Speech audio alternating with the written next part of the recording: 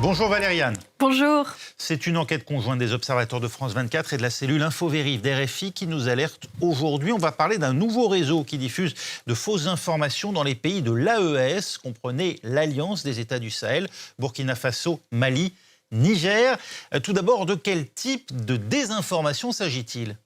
Ce réseau diffuse des infox en utilisant plusieurs techniques, deepfake, fausses annonces ou encore usurpation de médias réels. Ce sont par exemple des fausses annonces économiques comme celle-ci, publiée début février, qui annonce la vente de la Société nationale d'électricité du Burkina Faso à une entreprise privée russe, où cet article qui est également une infox, un article qui s'appuie sur un visuel usurpant le média russe Sputnik, article qui affirme que la Russie appelle ses ressortissants à quitter le Mali en raison d'une dégradation de la situation sécuritaire autour de Bamako.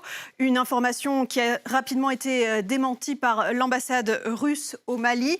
Je vais aussi vous montrer l'un des exemples les plus flagrants. Nous sommes le 1er mars, au lendemain du début de la guerre lancée par les États-Unis et Israël contre l'Iran.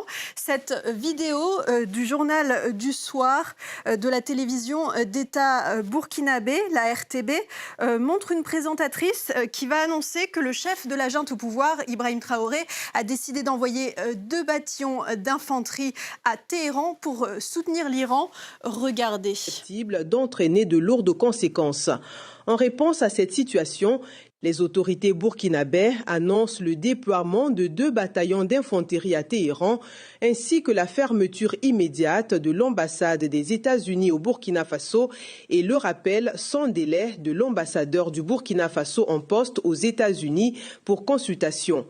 Le chef de l'État réaffirme la solidarité du Burkina Faso envers le peuple iranien et appelle au respect du droit international, de la souveraineté des nations et à la préservation. Voilà, cette vidéo qui reprend un vrai JT est en fait un deepfake. Il a été modifié grâce à l'intelligence artificielle. Plusieurs outils de détection d'IA confirment cette manipulation.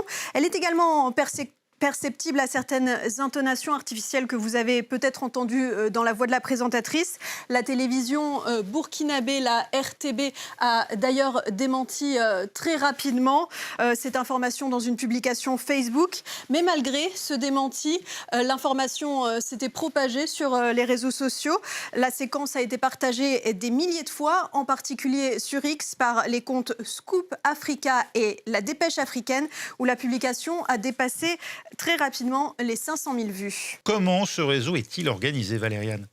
Alors, les observateurs qui ont mené l'enquête avec la cellule InfoVérif de RFI vous donnent d'amples informations dans leur article que je vous invite à lire. Ils ont identifié une dizaine de faux comptes et ont décortiqué l'activité de ces profils, leurs abonnés, qui partagent les publications, qui likent, etc. Les publications sont le plus souvent publiées dans un premier temps sur les 2 comptes dont je vous parlais, Scoop Africa et La Dépêche africaine. Puis, leurs posts sont repartagés par d'autres faux comptes que l'on voit s'afficher ici. Ces faux comptes qui portent des noms tels que Ouaga FM, Info Civique Togo, Lomé Podcast ou encore les Échos du Faso. Un premier compte publie l'infox, puis les autres comptes servent de relais. Ils sont actifs sur X, Facebook ou encore TikTok. Tous ces comptes se présentent comme des sources d'informations sans filtre qui couvrent l'actualité du continent africain. Ils imitent les codes des médias traditionnels, mais tous diffusent, partagent et amplifient de fausses informations sur les 3 pays qui composent l'Alliance des États du Sahel, le Mali, le Burkina Faso et le Niger. Le plus souvent, leurs posts cherchent à propager des informations qui décrédibilisent les pouvoirs en place. Ils s'attaquent aussi à la présence de la Russie dans la région. Or, depuis la création de l'AES en 2023, c'est justement le contraire que l'on avait observé dans la région. D'habitude, les campagnes de désinformation coordonnées sont plutôt favorables au régime militaire en place et à Moscou, ou s'en prennent à des pays voisins étrangers comme le Bénin et la France.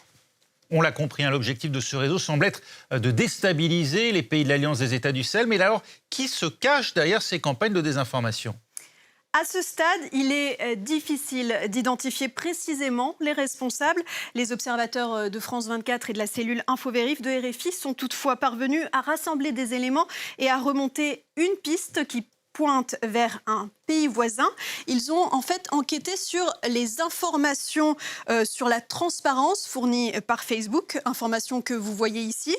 Et tous ces comptes seraient basés en fait en Côte d'Ivoire, comme vous allez pouvoir le voir sur cette capture d'écran qui montre donc que les informations de transparence remontent à la Côte d'Ivoire.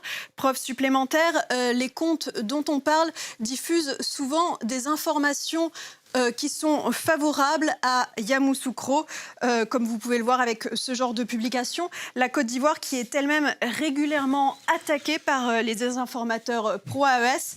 On serait donc face à une forme de guerre informationnelle régionale où chaque camp utilise les mêmes armes de désinformation avec deux objectifs principaux, influencer l'opinion publique et affaiblir les pouvoirs en place. Merci Valériane, c'était Info Intox avec Valériane Gauthier.